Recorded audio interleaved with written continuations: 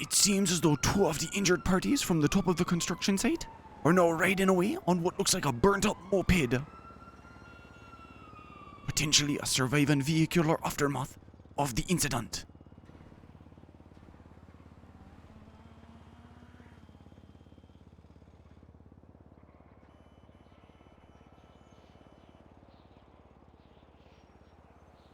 At the top of the construction site, we can still see officers diligently work on